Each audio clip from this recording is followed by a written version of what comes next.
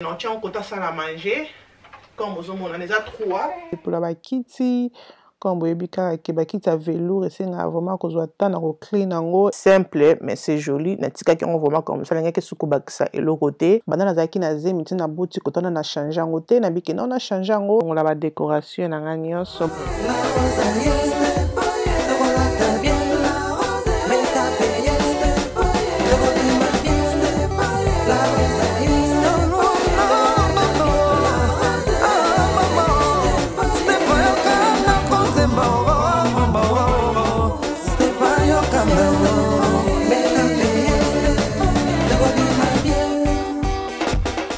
Bonjour les belles dames, j'espère que vous allez bien. Bien par la grâce de Dieu. Nabi le lot tout la Christmas string nabi nous ensemble, le retour check ensemble, tout le monde la bien peu ensemble. Comme vous voyez que Noël est l'équipe, donc de côté 2023, tout ça nous a merci à fin 2023 commis pour me donner l'ia kabatumbo on attend décembre. Eh, le quoi mon qu'il est ici là, le quoi mon qu'il est coup bien Seigneur Jésus-Christ azoya. Maman n'a pas biko. Alors ça vient d'abord manini na biso ba photo na soto qui na Shein, vous en avez oh tout ça qui na Shein na sala ki na tiso botala ki video na sala ki Shein last video na sala ki Shein na ça bino ba photo oyo ba photo bozo mona na soki na Shein j'aime vraiment, c'est vraiment joli parce que comme on dit que nganda ba kit na ngeza mwindu donc non tiens on compte ça à manger comme bozo mona déjà 3 mais na somba qui d'abord ba cadre oyo na somba ba cadre oyo pona meka parce que ça qui moulai mais na ngumbi on a kati pona ekoka parce que ça mo moulai ti awa photo mais na ngumbi on le quoi cadre na ngeza mo pousser donc voilà c'est bon. Et ça, Shein, comme vous savez que na Shein, on a 15% na à discount na combo à Stéphanie La Rose 15. On a au 15% na bachat na on sur ça là na Shein. Donc j'aime vraiment, et là vraiment je le côté partout dans la chambre, au côté on a salon, donc on a des salons côté le quoi salle à manger, ça dépend seulement hein. Au côté peut-être côté on a un bureau na au côté on a comme décor na bureau, et là vraiment très bien. Donc voilà, na kola ça va oh ba mon a quitté et zoya comme ça, tant on sombe bien, on a vraiment papier, déjà tissu. Et ça tissu dans un papier to recul sur le sali to occuper au pas sango hein donc ça vraiment tissu j'aime bien sur mon cadre simple mais ce côté on a cadre et comme ça bon moi on temps aime ça aider nga a ochela ngango na sombi cadre na nga oyo nde bozo mona na luka ki penza ya taille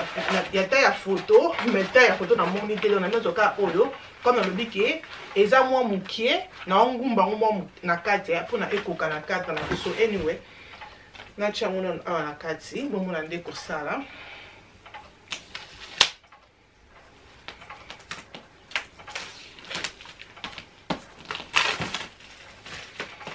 donc que ici lingo na la terre non bon mona na chena swing et pas ça à la vidéo abi comment na kota ki na vidéo te ya liboso azaki ya kolala c'est quoi à la mouki donc voilà il faut que tu aies nos caméras.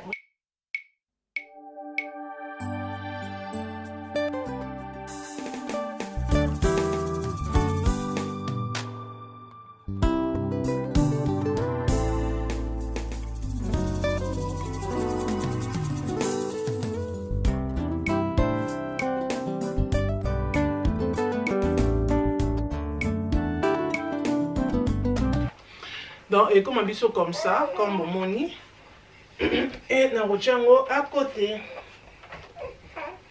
Voilà ma belle, on a ce qu'on a kokende na sapin nanga, na solo on la décoration nanga nyonso bambuma wana ne bozo mona qui déjà fatigué na bi ba noto chena bo bambuma o bazate em sazaki à côté o sa misala na computer na bi em seko etingate abi benga bana no bo check na bango ngabe yo bongo abi la musa bango salon lob na tongo po ani kilisa pa banjolela.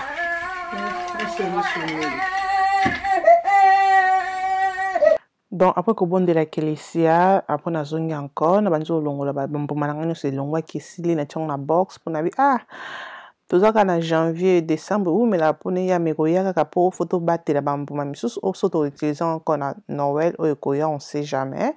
Donc on a encore ça va sapin na nga na tiango na ba chasser à poubelle pour na na carton nango souté na tiango na chasser à poubelle pour na kotiango na storage pour na ekende ko vanda ti encore décembre na longo ba décoration na nga nyonso ozaki ya Noël comme bozomona na mesa salon na mesa ya pardon na mesa salle à manger pe na mesa na nga télévision après na ko zo brosse parce que tellement que ça peine angeza se pose kana ba neige ezaki ya pembe wana so zo longo la so zo tiango we isaka ba pembe wana nde pe bebisa ke la mbe pesa nga na kanda na yo zo brosse wana na brosse sango bien pour na avant que na tia robo na nga mono na misala pa nde peta na lingi ke ezunga parce que tellement que ça pèse aki wana pe pendant longtemps donc voilà. Après on a kobenda ba kits na nga ya salle à manger comme na biki faut na changer mire na nga ya kota salle à manger na tia ba photo on a l'accès ki bito ya Shein kobosana te na Shein eza na code promo oyo ezali Stéphanie la Rose 15 pour na oyo kozwa 15% na ba achat na nyonso osala na Shein donc voilà banda nazalaki na zemi ti na boutique kotana na changer yango te na biki na changer yango na longola ba décoration na sala yango kaka yo yebi fuka ko créer to na choix te donc on a kolongola ba salite nyonso ekangamaki na mire et tout après na singa emps aya kotiela biso ba photo na biso oyo to checking na bino ya Shein donc voilà.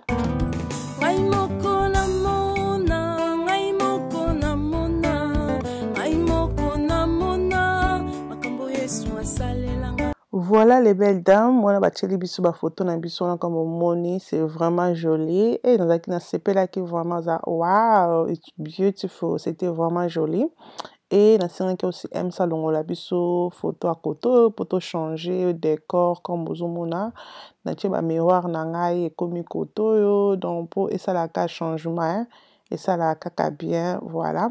Et là na tiango koto wana comme bomoni c'était vraiment simple lumière et côté qui nandaku ça fait différent, ça fait vraiment différent et o wana na bikena tiango koto à porte koto na parce que le quoi miroir est vide bache danga wana puna ezala vide après on a côté na salle à manger na banjo pepola ba kiti comme boyebi kaka ke ba kiti ya velours esenga vraiment kozwa temps na ko clean nango et na zui brosse nanga aussi na somba na Shein brosse au pinzo zo aider nga ki na sala ka aspirateur te boso na sala ba aspirateur na bimisa aspirateur na sala mais banana comme na brosse oyo rien à dire ezo aider nga vraiment pour ezo longo la pe ba salité comme bozo mona wana donc na pepuli ba kiti nanga après na zongi si na mona vraiment quoi ne koti ça qui lumière pe changement et koti donc ça là qui est vraiment bien donc bon bon na kandenge tozo kende na bino.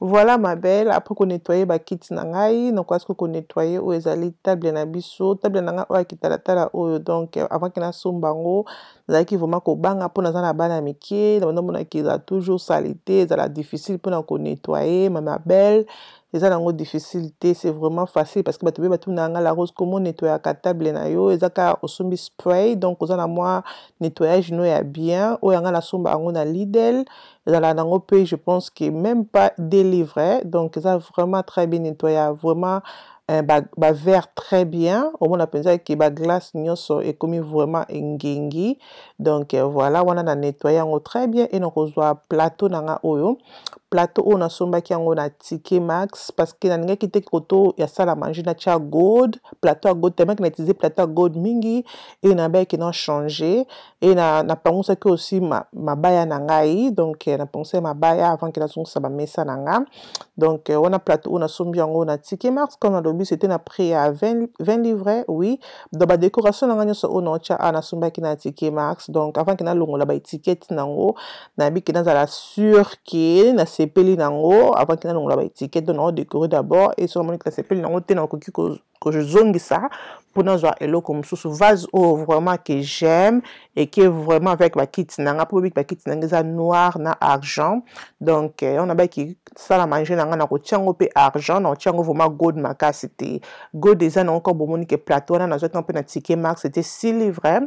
et c'est gold mais na zo qui ngo pour na ebimisa moi pour bika kenda ko za pe na gold mais mingi na nga ki place wana salle à manger et la mingi na argent donc voilà j'aime bien na qui peut-être qu'ils allanga trop na vraiment qui dans ça les comme encore ils alla vraiment simple mais ils alla joli na qui te na tia bitia na moneka boye simple mais c'est joli na tika qui on vraiment comme ça na qui sukuba ça et le côté donc mir na c'était simple et décoration na pas ça et à mais ça c'est aussi simple et na moneka comme ça vraiment bien et na émaquillé le tiki na c'est au trouvant au kuma na c'est pas que vraiment la plateau na tia miroir na mais ça c'était vraiment gros au tia bloc belé na kati sur nga comme ça on busy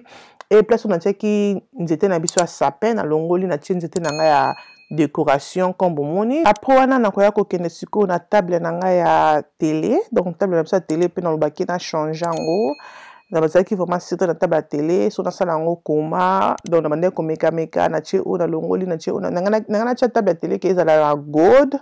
mais après na yo loba na ebite na tia bon na kande vidéo ti na ko décider décoration ni il faut na tika donc wana to ko nettoyer pe bien mabaya na biso et longwa poussière nyoso donc voilà.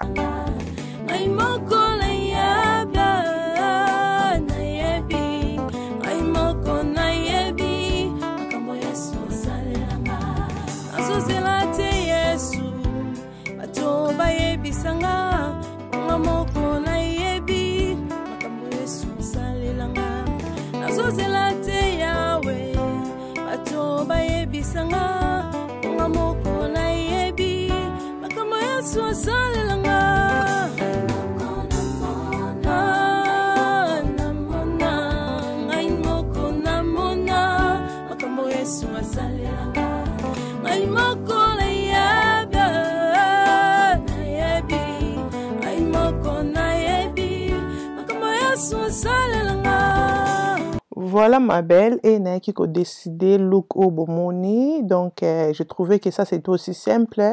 et n'a que c'était aussi différent donc voilà et puis ça on a 3 looks on a la kisibino première deuxième troisième yo au CP na look ni il fallait na garder na table na biso ya télé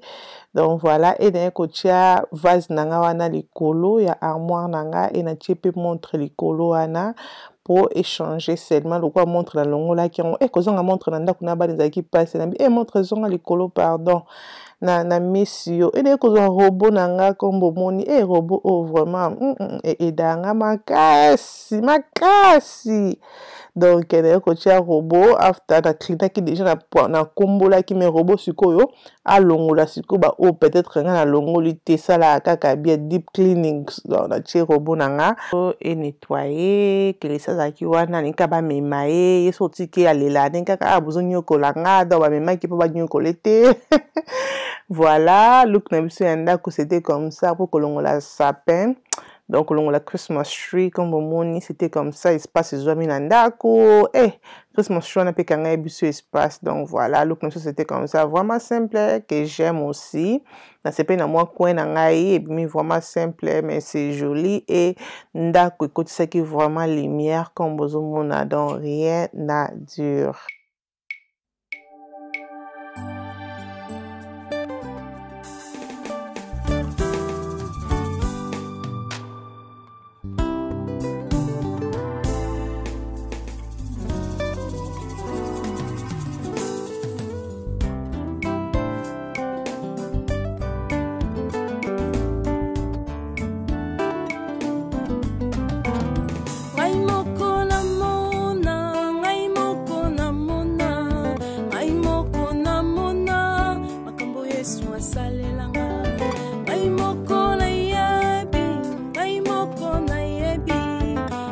Voilà les belles dames, le koni esi la kate. Merci beaucoup Nathan Oboza Kinangai à passer à Kolongo la Christmas tree. Ça peine à bisous ensemble. J'espère que vidéo vous aimé.